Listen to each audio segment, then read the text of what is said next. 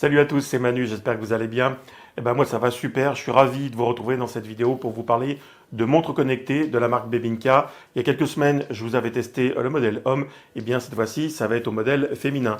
On va faire un unboxing et un test complet. En attendant, comme d'habitude, pensez à vous abonner et enclencher les notifications pour aider la chaîne. Et nous, on se retrouve tout de suite après ceci.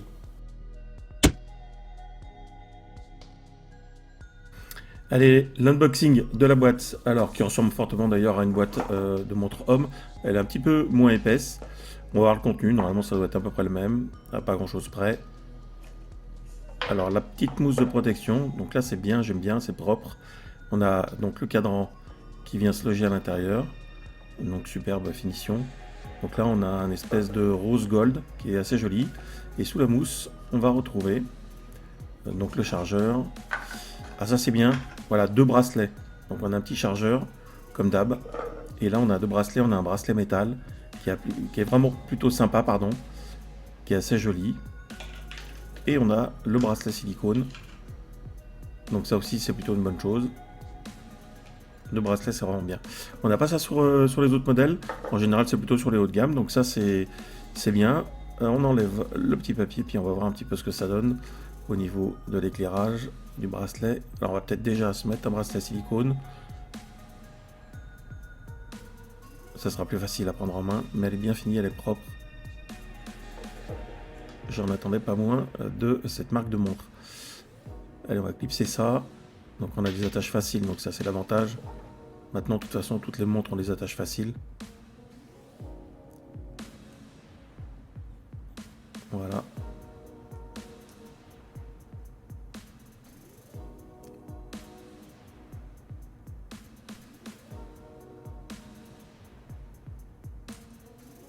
Ça c'est fait. Donc on va l'allumer, on va voir ce que ça donne au niveau de la qualité. De toute façon, en général c'est plutôt propre.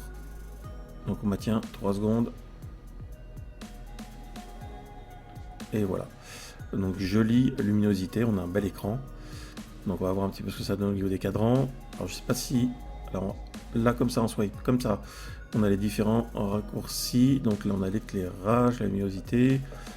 On a d'autres paramètres, le vibreur, paramètres principaux. Donc là c'est tout en anglais. Donc je suis pas certain qu'on puisse y franciser. Dans le menu je le vois pas. Il faudra que je me penche dessus un peu mieux. Ok. L'éclairage, donc on va essayer de voir un peu ce que ça donne au niveau de la luminosité. Donc c'est pas comme ça que ça fonctionne. À mon avis, il faut appuyer sur plus. Donc voilà.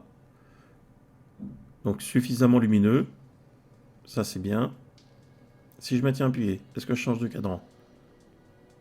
Eh ben non, pas sur ce modèle apparemment. Il va falloir activer la molette. Donc le menu qui ressemble à l'Apple Watch, donc c'est pas ce que je préfère pour naviguer avec la molette. C'est pas ce qu'il y a de plus pratique. Je pense qu'on doit pouvoir rapidement changer. Oui, ça moi j'aime pas trop. Voilà. Donc là si je tourne la molette, par contre je change de cadran. Ok, donc ils sont pas vilains. Ça va. J'ai vu pire. Ok, ouais, ils sont sympas. Bon, il n'y en a pas énormément. Je pense qu'on peut en télécharger avec l'application. On revient sur le menu.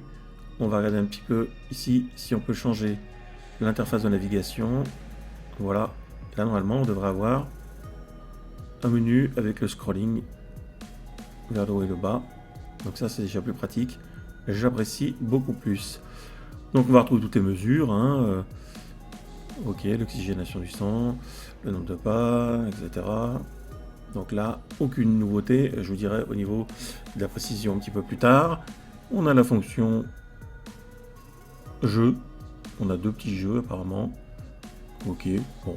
C'est pas ce qui est de plus utile. On avait ça aussi sur d'autres modèles. Ouais, ok. Bon, c'est pas une console de jeu, clairement.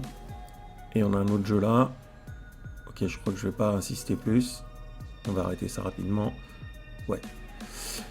Bon, il y a ça en plus dessus.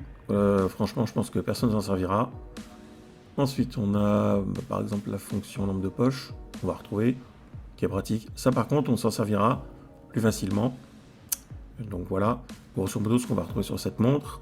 Ici, on a un mini menu qui va permettre d'avoir un accès rapide sur la gauche. ce qui est plutôt pratique. J'avais pas ça sur d'autres modèles de montres. Et là, on va retrouver les appels téléphoniques. Voilà, course à pied, la fréquence cardiaque, le sommeil, on swipe, le SpO2, ok, la météo, le niveau de stress, l'entraînement, l'audio, qualité, voilà ce que ça donne.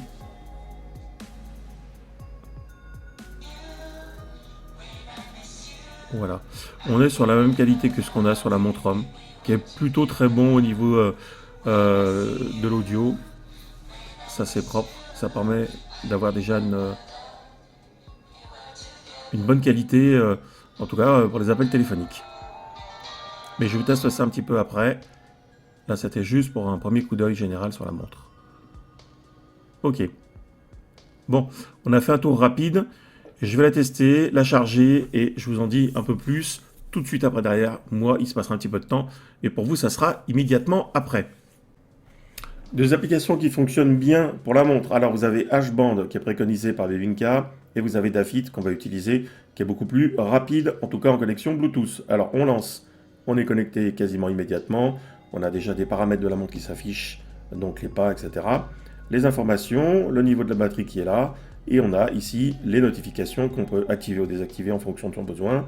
On va retrouver d'autres éléments comme les rappels, le déclencheur auto, contact qu'on va pouvoir ajouter pour les appels téléphoniques et la mise à jour du micro-logiciel qui se trouve ici.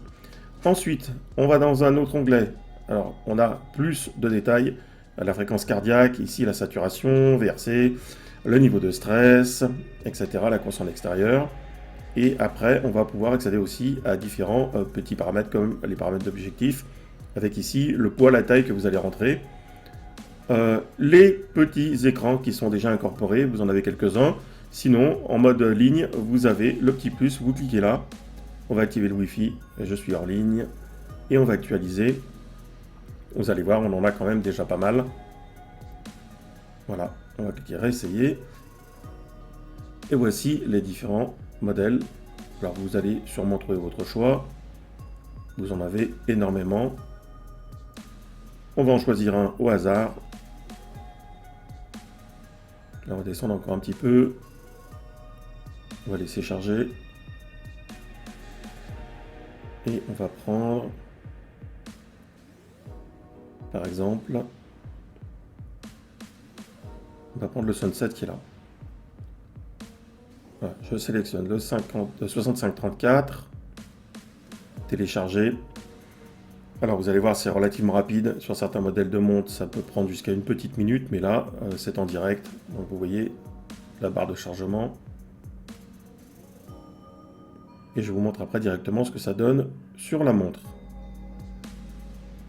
Voilà, le transfert est terminé.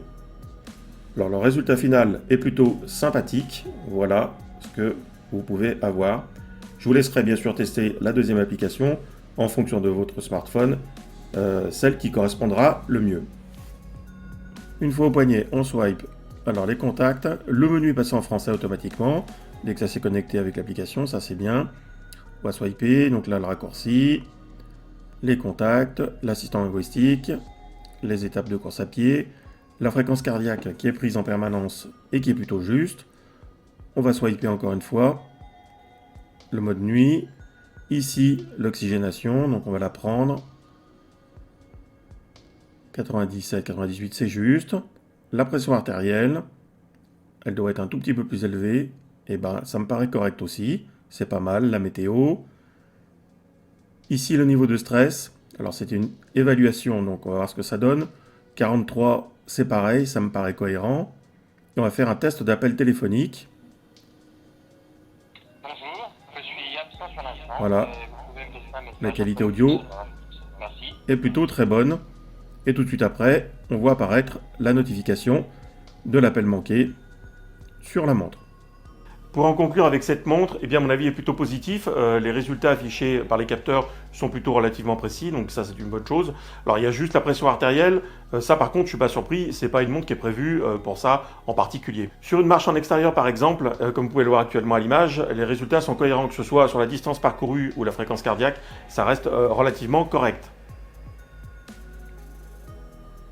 Je vous ai mis le lien dans le descriptif comme d'habitude. N'hésitez pas à poser des questions, à marquer des commentaires. Et moi, je vous dis à bientôt pour des vidéos et plein d'infos. Ciao, ciao.